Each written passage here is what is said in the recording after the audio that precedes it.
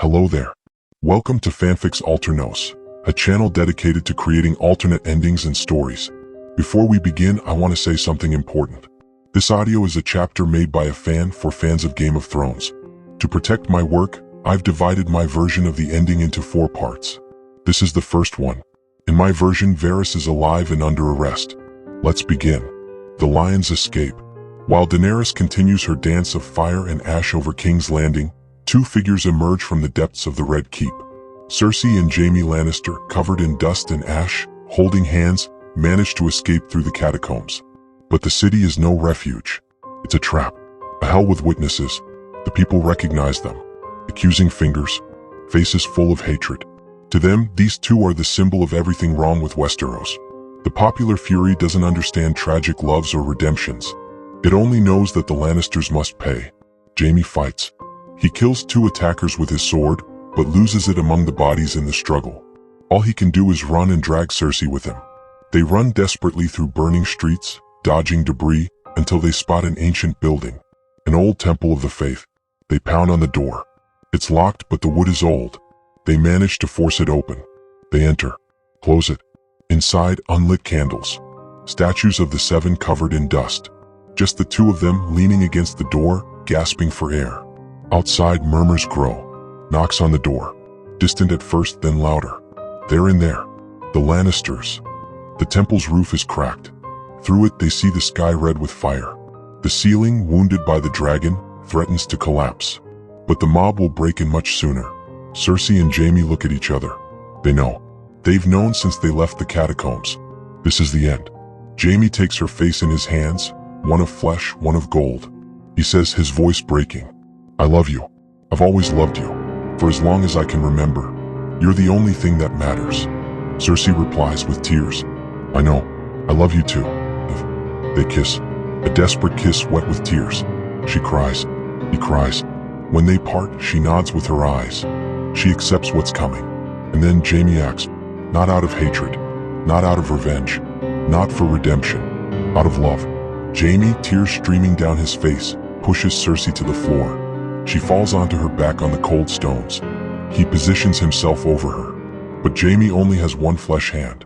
The other is cold gold, clumsy for love but useful for horror. He places his flesh hand over Cersei's mouth to silence her last words.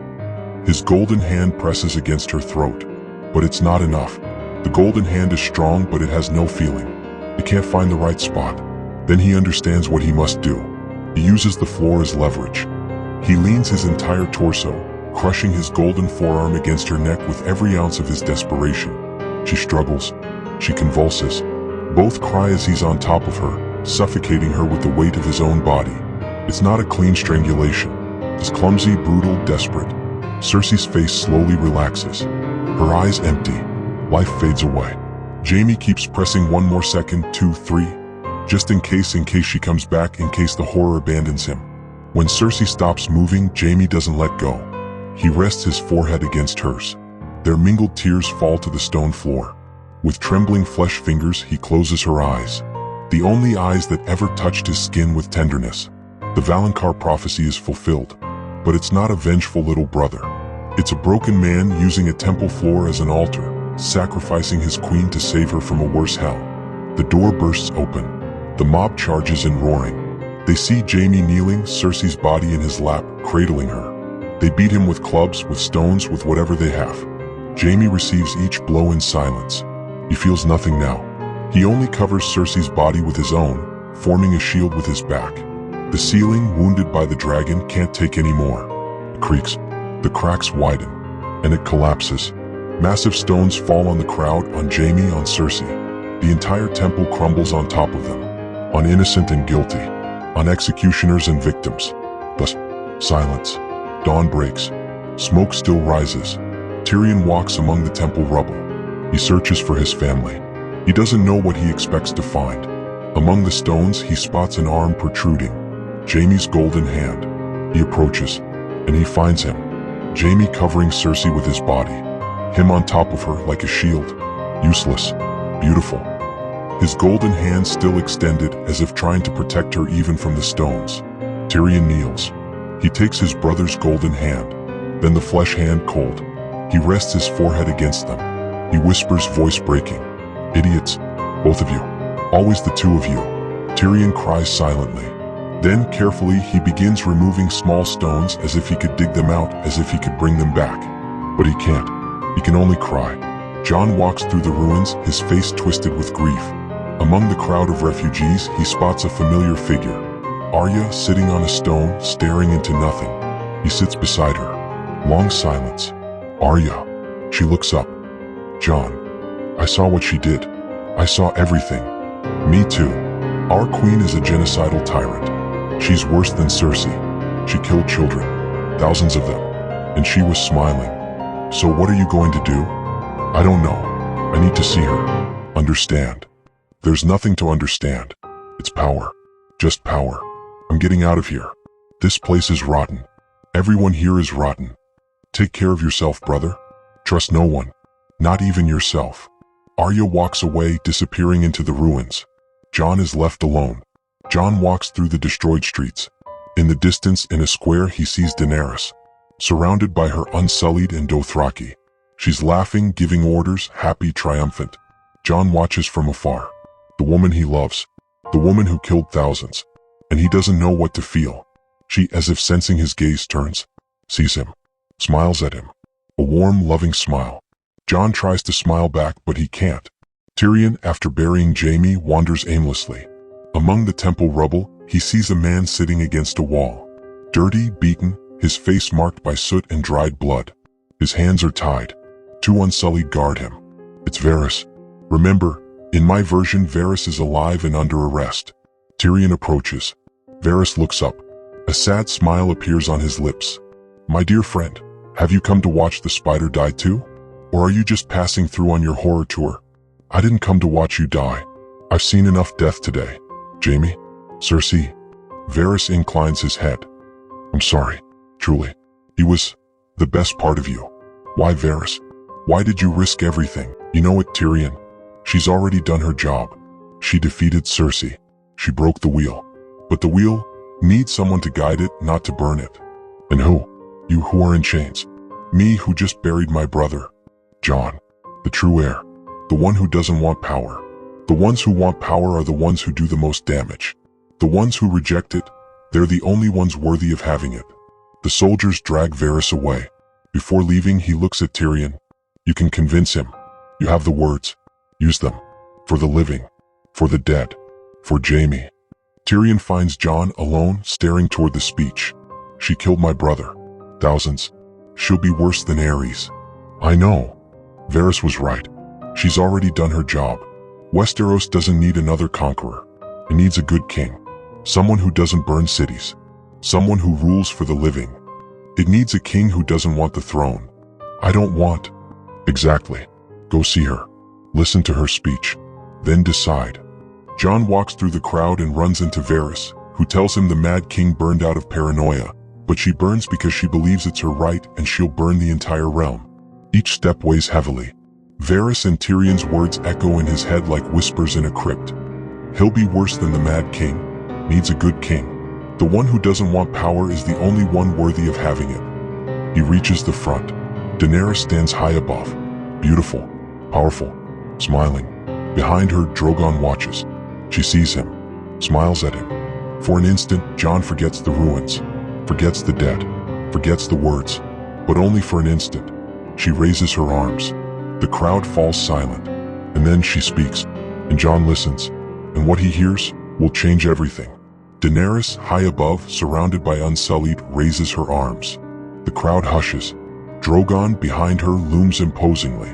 With the voice of a messianic leader, she proclaims, "People of King's Landing, people of Westeros, for centuries your lords have oppressed you.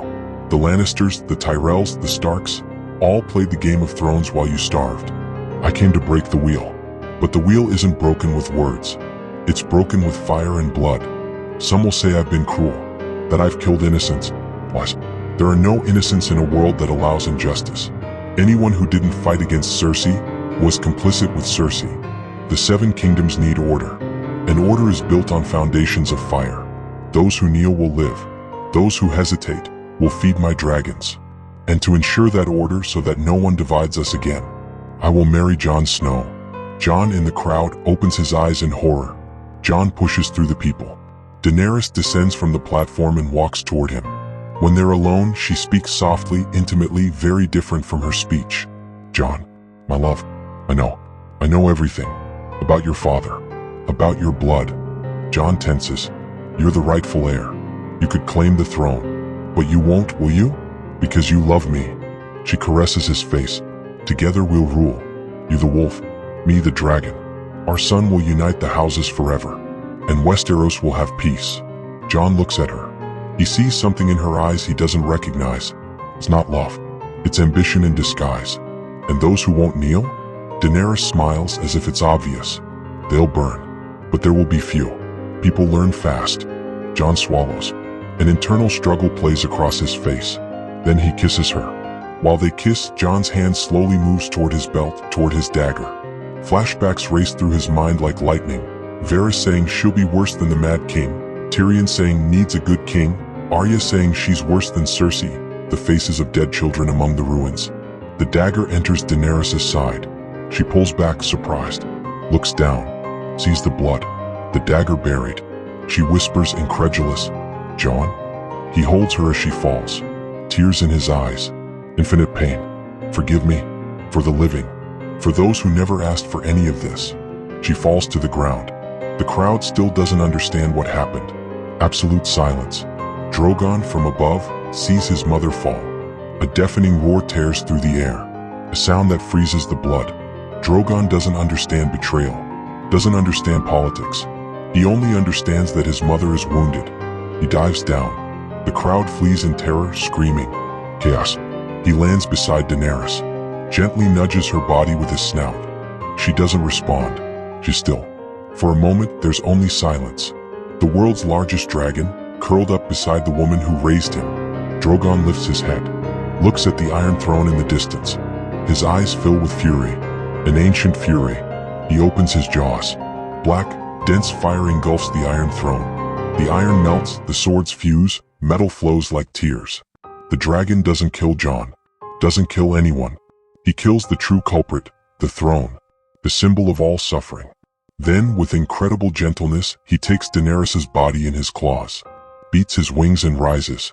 Jon remains on his knees, watching them disappear into the distance. Drogon flies without rest. Not south. Toward Dragonstone. The fortress of Dragonstone, gray and menacing, emerges from the mist. The sea crashes against the rocks. Something waits for him there.